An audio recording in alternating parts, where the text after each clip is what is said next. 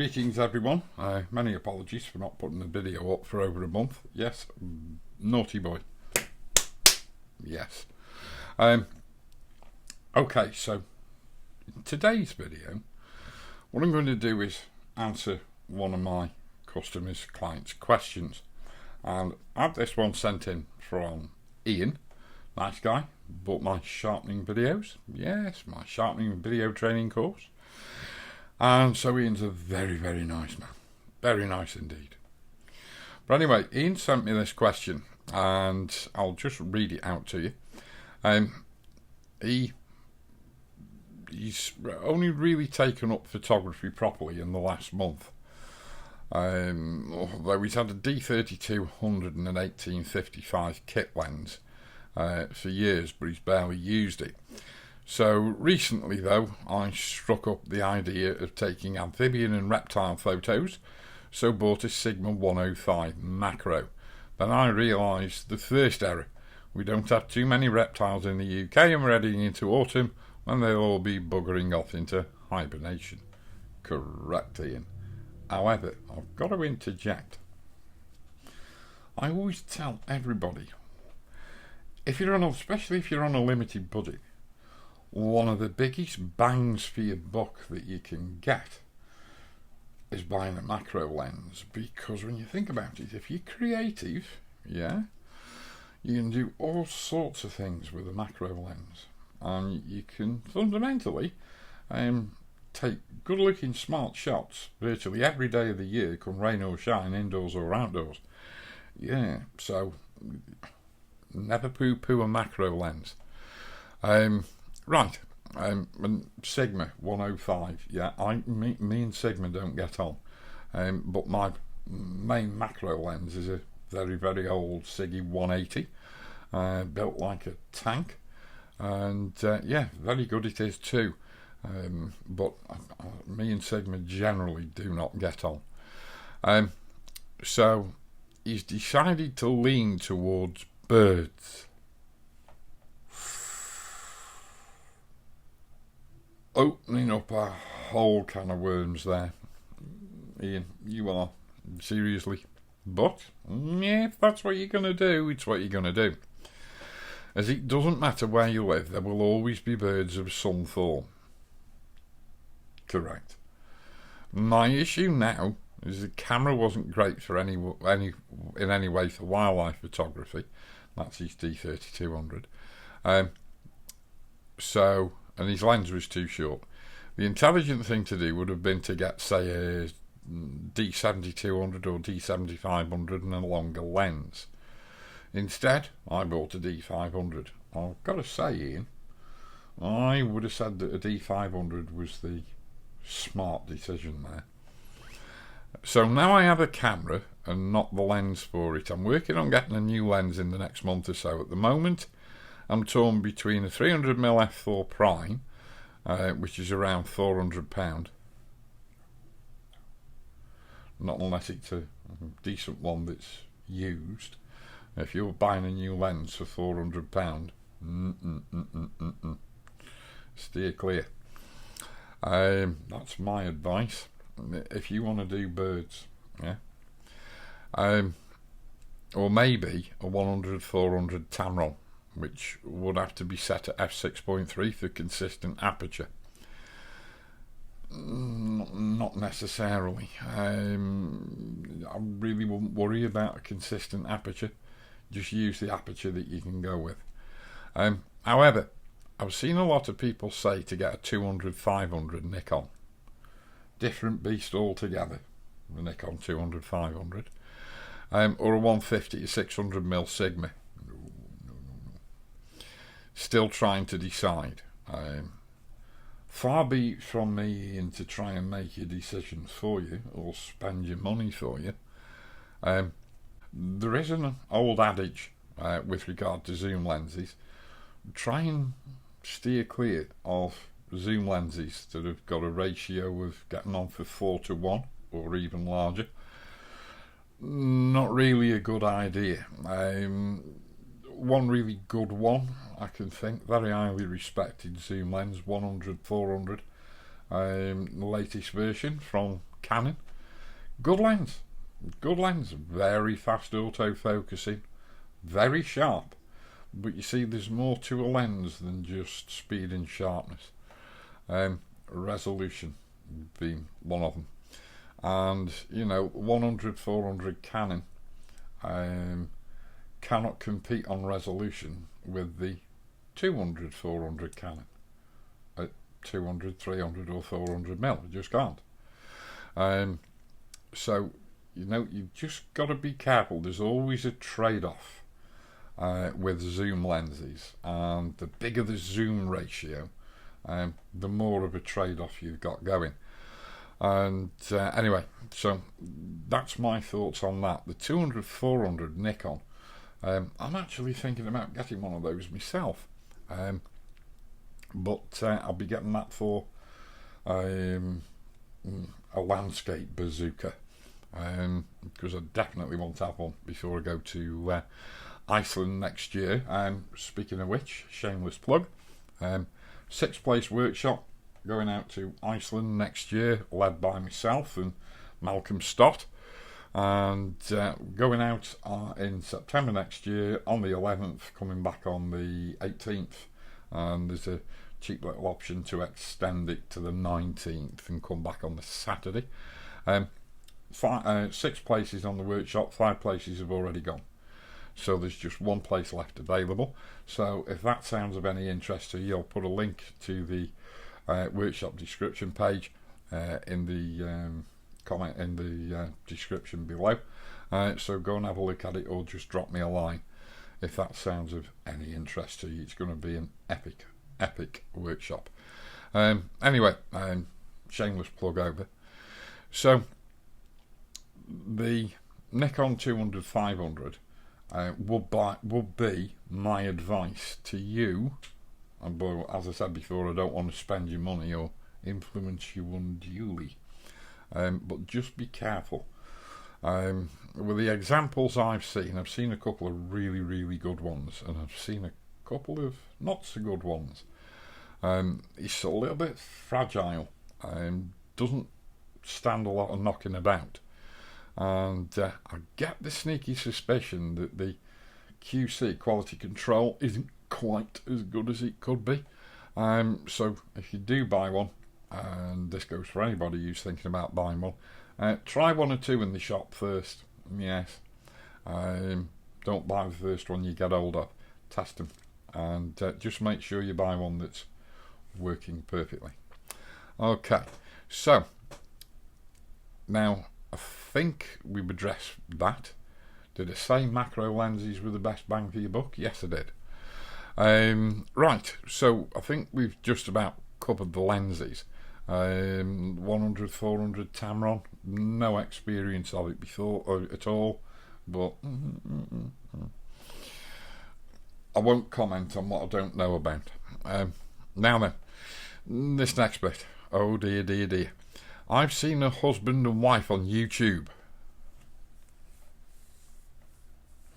That's got to be Tony and Chelsea Northrup, hasn't he? Oh dear God.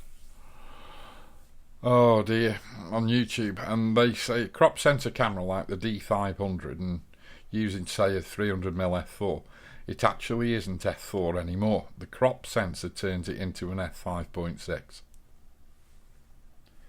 No, it doesn't. No, it doesn't. I mean, for them to turn around and say that, that's just stupid.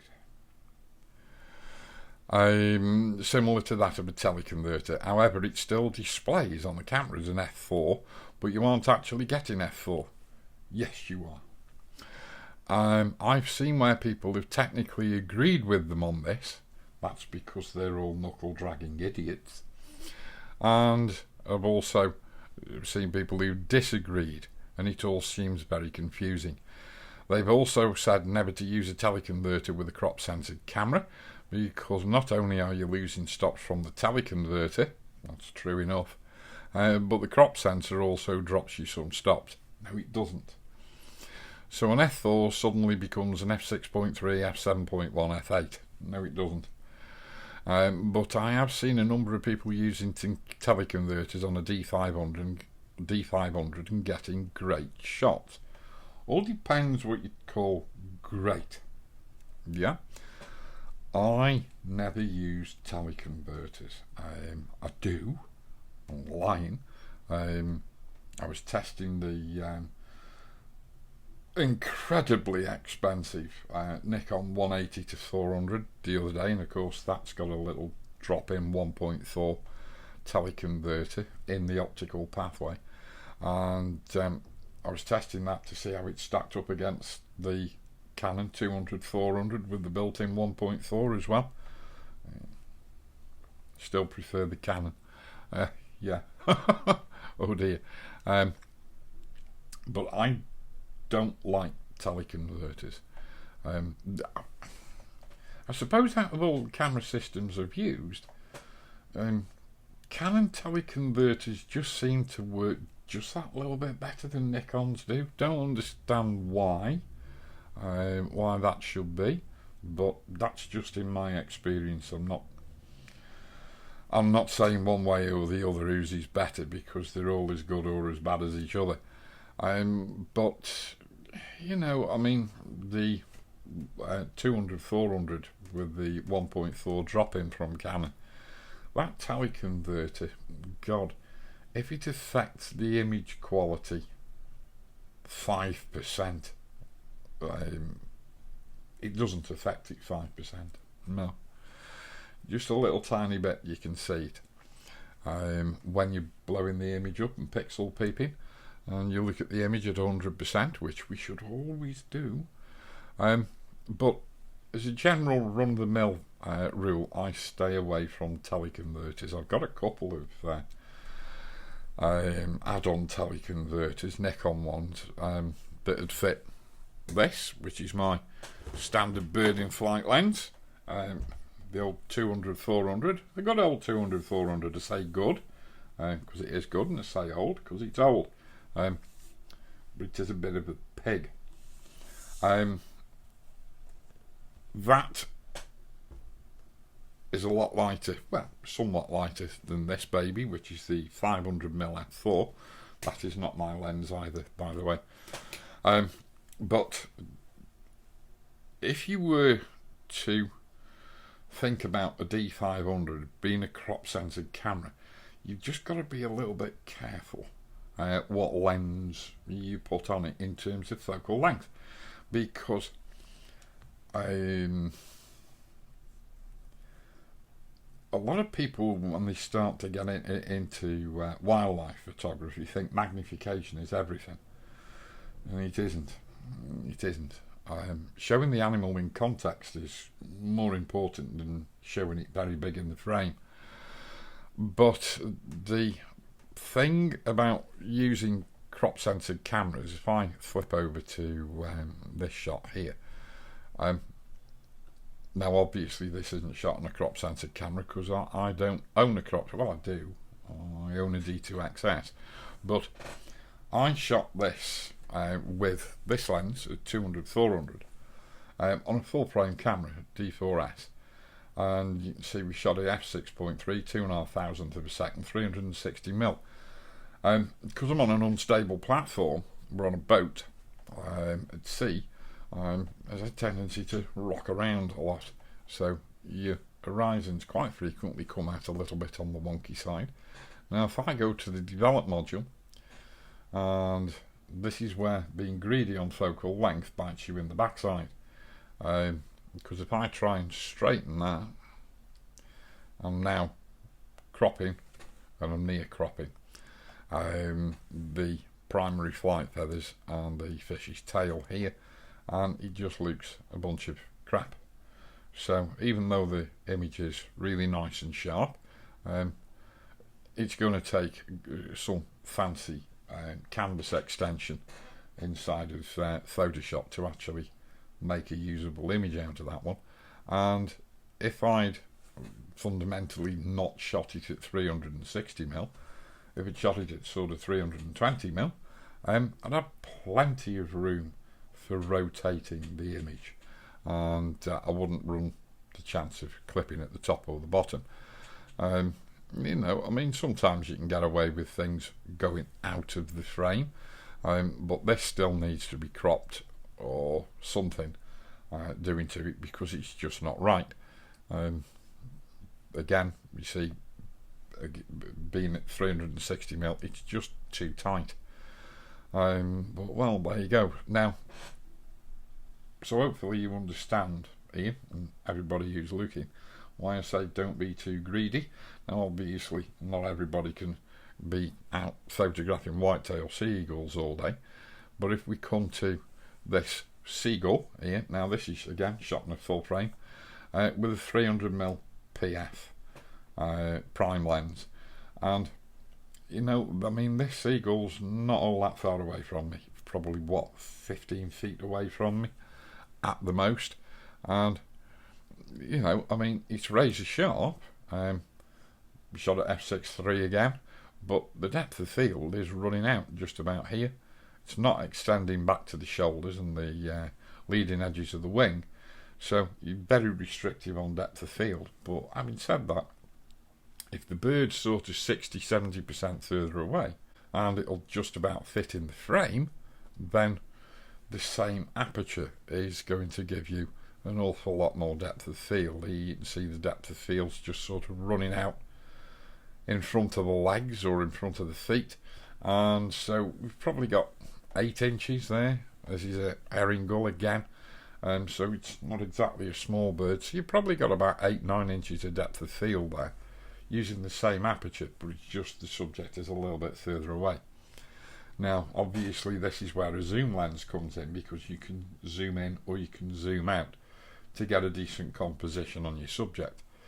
But just bear in mind that this is 300mm on a full frame, so really and truly you'd want to be at 200mm on a D500 to get roughly the same composition.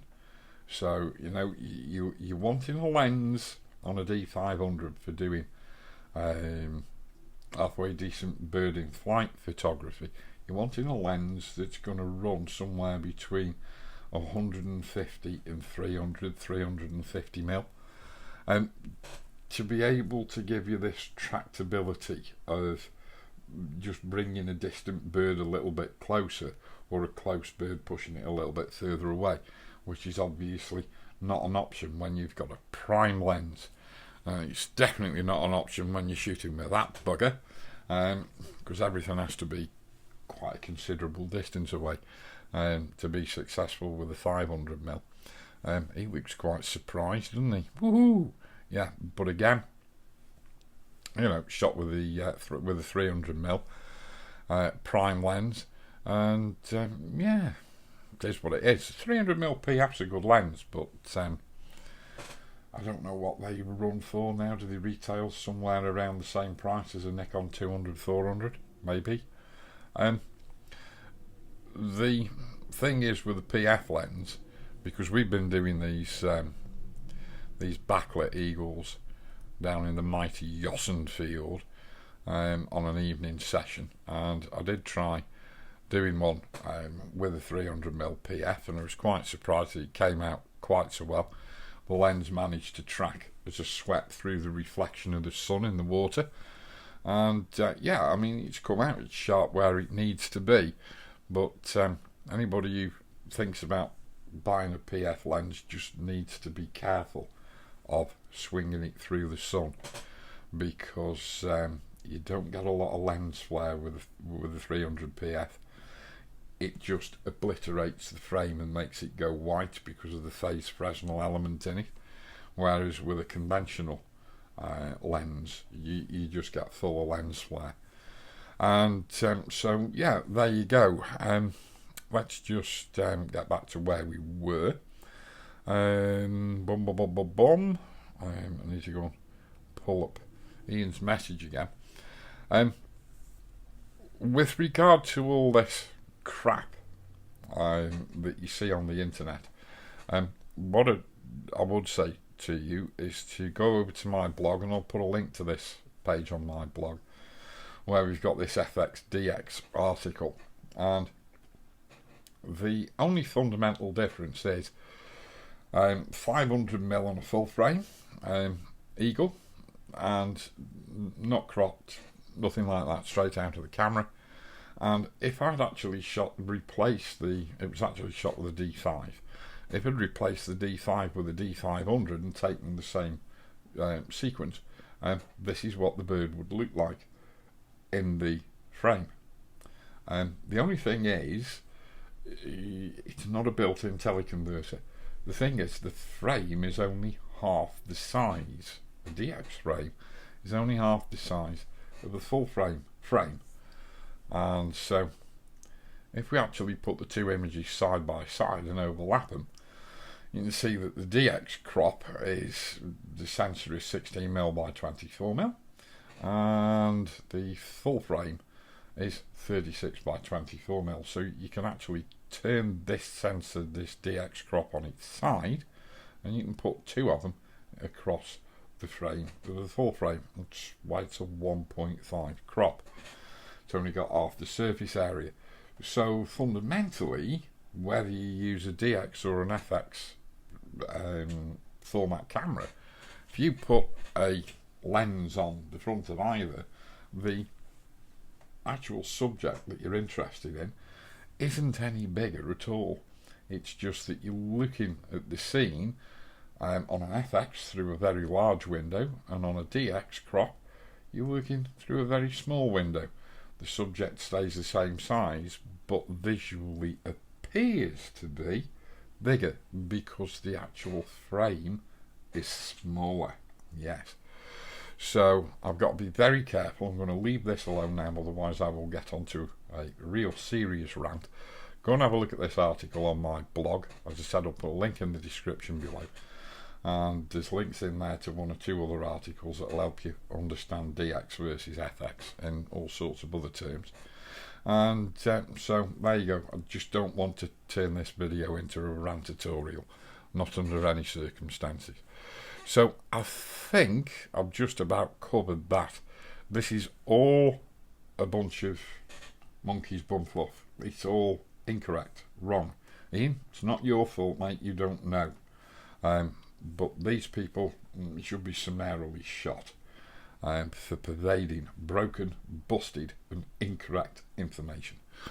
Anyway, so he says here, I've searched online for articles, but can't really find anything that confirms or denies this. Not even the angry photographer on YouTube who likes to refute the couple's inaccuracies. If you go and have a look at Ken's videos, he's got videos on there that refute everything that they've said there. It's just that Ken tends to break things down and put things in a logical order.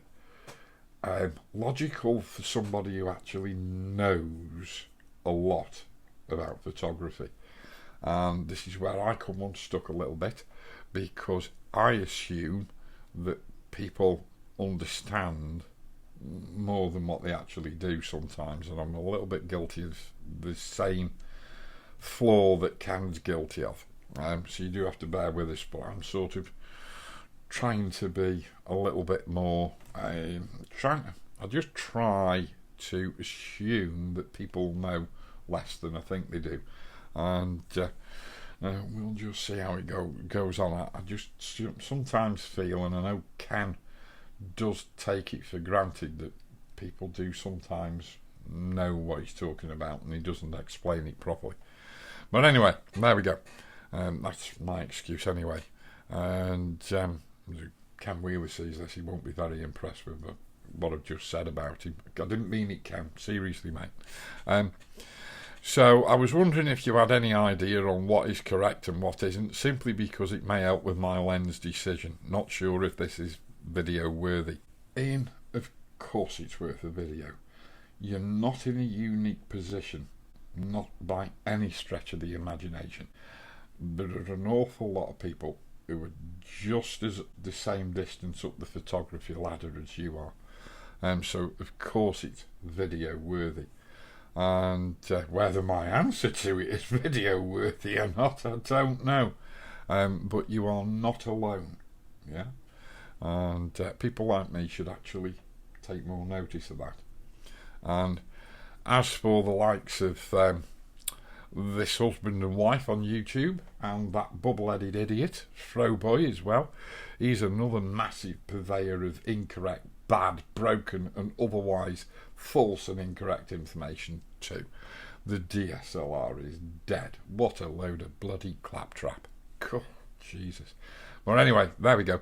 Ian, and anybody else who's watching, hope that's proved interesting, hope it's proved useful. You've got a D500. Have a think about a 200, 500. Have a think. But be careful if you buy one. Just make sure you get a good one. Okie dokie. So until the next time, I shall see you soon. Tooroo.